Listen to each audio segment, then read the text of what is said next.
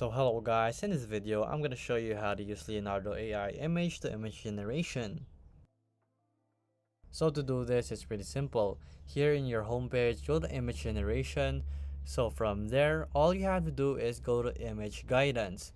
So here, it's gonna input an image that you want. So you can use an image that you've already generated for basis basically, or you can even use yourself or other pictures for basis if you want to. So if the AI cannot get what you're trying to portray, you can add the picture that you want to.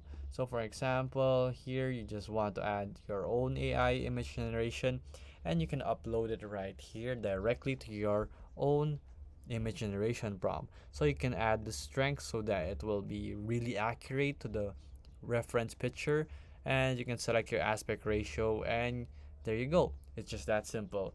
So if this video was helpful, please hit the like button and don't forget to subscribe.